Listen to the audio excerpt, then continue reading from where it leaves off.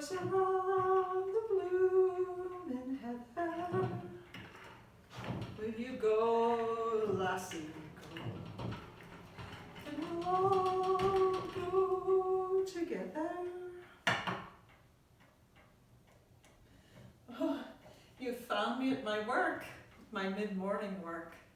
Breakfast having been served and luncheon not yet upon us. I'm in the midst of making jam tarts. I've got some lovely strawberry jam here I'm going to be putting in them. So that's what I'm about. Oh, let me introduce myself to you. I'm Margaret Sullivan. I'm the cook and housekeeper here in the home of Mr. and Mrs. Avery-Copp. And my friends call me Maggie, and you can too. I'm not from Groton originally, I'm from Ireland.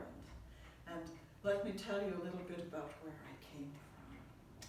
How to describe to you where to, if you can pretend that this dough I've wrote out is a map of Ireland, and I'll put this berry down here where my village, Skibbereen, sits next to the sea. You'll have to pretend this is the sea here.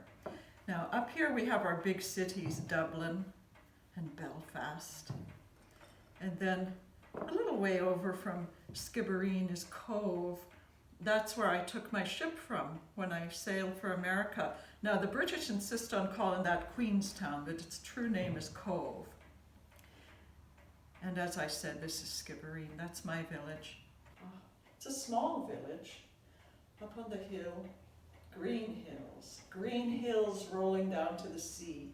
And most days there's a little bit of a shower of rain, followed by a rainbow. It's, as I said, the most beautiful place on earth.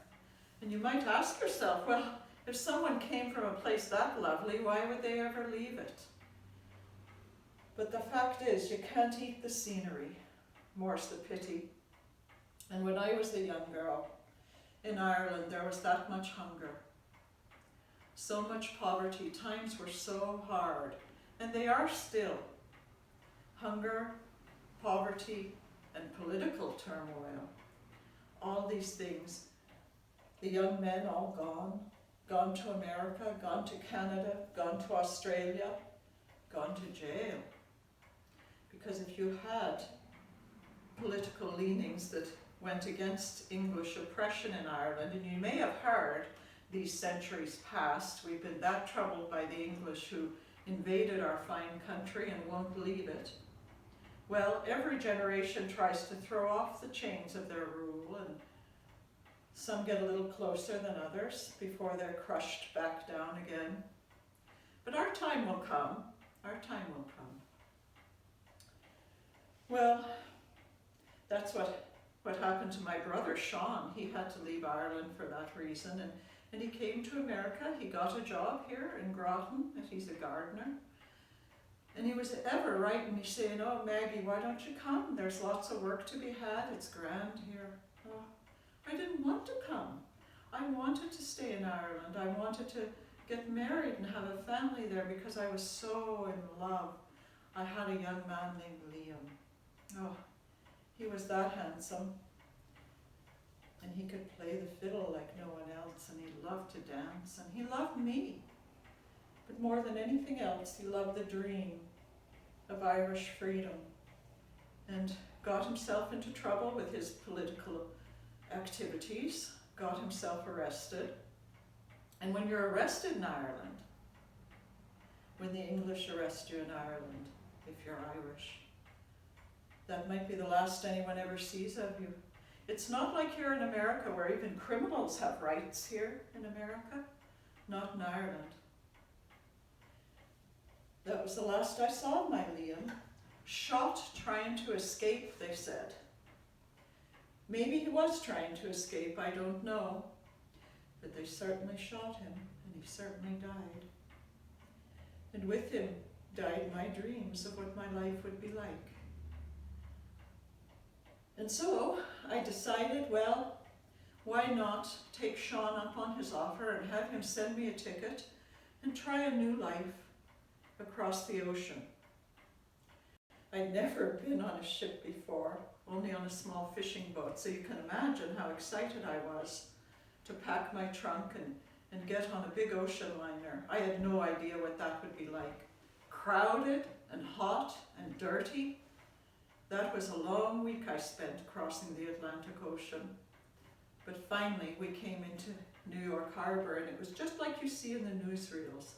There was the Statue of Liberty standing there to welcome me. And I made it. I made it to America. I was that excited. I also didn't understand what it would be like going through Ellis Island. How frightening that would be. Worried about being rejected and sent home after all the ordeal of getting here and the expense. The tickets to America are not free, you know. But I passed all right, and I went and got on a train in New York that took me first to New Haven and then to New London. We don't have a train station here in Groton, but right across the river in New London we do. And my brother came across on the ferry and met me there. And I got a job at the mansion, the estate owned by Morton Plant called the Branford House down at Eastern Point. But not as a cook yet, mind. I was a kitchen maid. And I never worked so hard in my life, not even on the farm in Ireland as I did in the kitchen at the Branford House. But I learned a great deal there, and I rose up step by step, getting better and better positions, better jobs, until finally I landed myself here as cook and housekeeper. And I do say so myself, if I'm not tooting my own horn too much. I am a very good cook. It's good, when you work for other people, it's good to have an important skill that gives you a little bit of power. So I've been lucky to be able to develop my skills in the kitchen and do all right for myself and be able to send money home to support my family in Ireland still, and to save a little bit of money for my old age. And I do have help here in the house. I have Annie, our maid of all work, although I'd like to know where she is. I heard the clock chime just now. That reminds me she's been gone this half hour and more, when I only sent her a block and a half down the street to the grocer to get me a lemon. And still she's not back.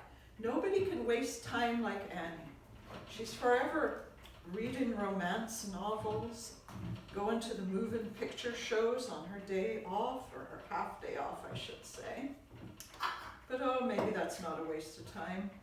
Why shouldn't she have a little bit of escape from the hard work? I do wish she'd get back here with that lemon, because once I get these tarts in the oven, I'm going to be needing it. The summertime is coming, the trees are sweet, and the wild mountain time.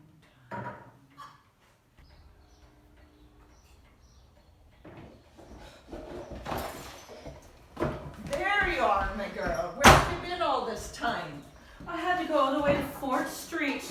4th Street? Whatever did you go down that far? I told you to go to Allen's grocery and get me a lemon. And you come back over half an hour later with a full box. Where are those lemons? Here they are. Let me check and make sure they're all right. And what else have you gotten there? I got some tobacco for Mr. Copp. You could have waited on the tobacco. No. I needed those lemons. I checked the tin when I last cleaned the sitting room. It was almost empty, so I thought while I was out, I would get some more tobacco. Well, I must say I admire your initiative. You're usually not so noticing. Makes me suspect that you wanted an excuse to be out longer, and when I saw you went off with your pocketbook, that really kind of put the suspicion in me. What else is in that box? What's that? It's just kitchen things. I'll put them all in the pantry. That's not a kitchen thing. What's in that round box? Let's have it. Out here onto the table. This is a hat box. Annie. It's a hat. Yes, it's a hat. It's a luxurious hat. A hat that must have cost you 2 weeks' salary. Well, whatever were you thinking? I didn't steal it. No, but you spent 2 weeks at least of your hard-earned pay on a hat. But I saved and saved for 3 months. I saved for that hat and sent money home to my family. I didn't shortchange them. I don't know what to say to you, girl. You're never going to be able to save a dime if you carry on like this, buying hats and clothing and cosmetics. Don't think I don't know about the lipstick. I work hard all week.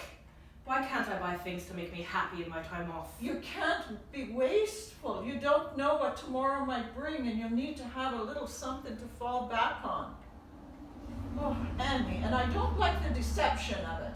I don't like you pretending you went out to do one thing and doing something else. You need to do this kind of thing on your day off if you're going to do it at all. I'll be confiscating this hat. You take those things and put them away and get on with your work. What did she think was in the hat box, turnips? Oh, that girl. I don't know what I'm going to do with that girl. And it's hard for these young women, you know. They work so hard, day in, day out, morning till night, for not much pay at all. But then they do have money in their pocket, and they've got all the temptations of America here on the doorstep, right down the street. Down on 4th Street she can walk and see a hat like that. And look at that hat. My, it's a grand hat. And she's right, why shouldn't she have a nice hat? To be able to put it on Sunday and feel a little special wearing it. Make her feel that all the hard work isn't for nothing. Day in, day out, year after year. It's a beautiful hat.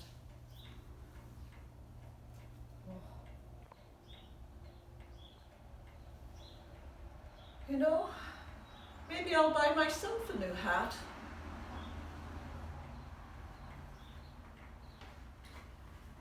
Maybe Annie can even teach me a thing or two from time to time. But I'm not giving it back yet, and I won't countenance the lipstick. I won't go that far. Back to work.